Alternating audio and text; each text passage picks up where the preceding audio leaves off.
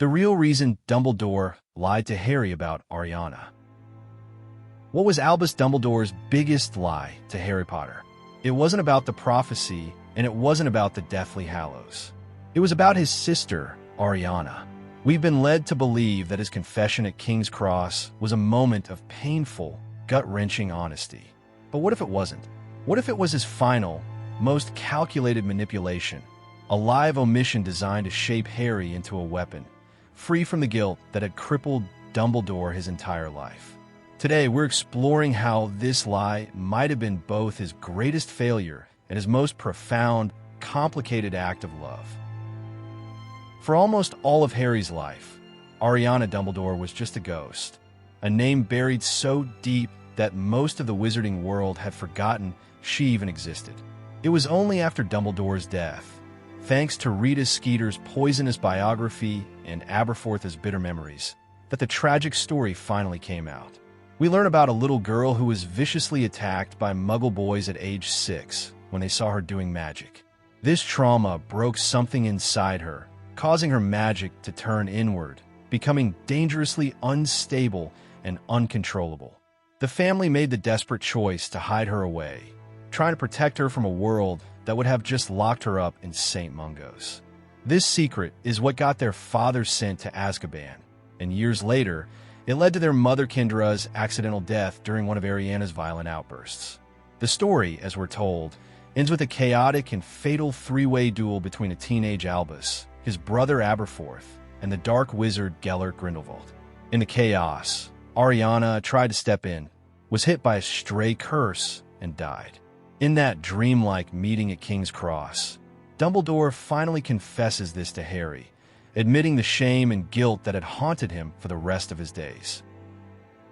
But this is where the story we were told, and the story that might have actually happened, start to split. That confession in King's Cross feels raw and real, but was it the whole truth?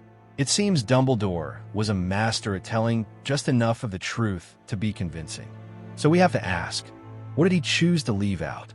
And more importantly, why? To understand the real reason, we have to look past the grieving brother and see the Grand Chess Master.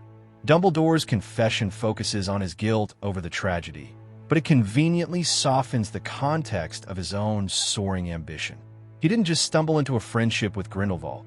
He was completely mesmerized by him and his ideas. He admits his selfishness to Harry, but he downplays the sheer scale of it. This was a young, brilliant Dumbledore who felt trapped by his family situation, seeing his damaged sister as a roadblock to the glory and recognition he craved. He and Grindelwald weren't just pals. They were co-conspirators dreaming of magical domination, all for the greater good. That final duel wasn't just a family argument that got out of hand. It was the explosive result of Albus Dumbledore's hunger for power, crashing headfirst into his duty to his family. Aberforth confronted him about his plans to leave Ariana behind and go off conquering the world with Grindelwald. The duel that followed was a defense of his ambition. This suggests his guilt isn't just that Ariana died. It's that her death was a direct result of him choosing power over his family. And, as he admitted, he was never sure if his own curse was the one that killed her, a horrifying uncertainty that became his life's penance. This all leads us to Harry. Dumbledore spent years carefully guiding Harry, preparing him to be the hero who could defeat Voldemort. He knew Harry had to be willing to make the ultimate sacrifice. But Dumbledore also knew how corrupting power and moral gray areas could be because he'd lived it. He couldn't risk weighing Harry down with the full, messy truth that his heroic mentor was once a radical who walked the same path as a dark wizard and whose sister paid the price. So, Dumbledore appears to have lied by omission. It's the most powerful kind of lie, isn't it? In that King's Cross station, he gave Harry a story of regret, but not one that fully owned his part in the dark ideology that led to the tragedy.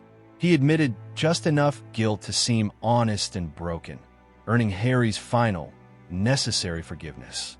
It seems he needed Harry to see him as a flawed man who learned from his past, not as a former revolutionary who was dangerously similar to the very evil Harry had to fight.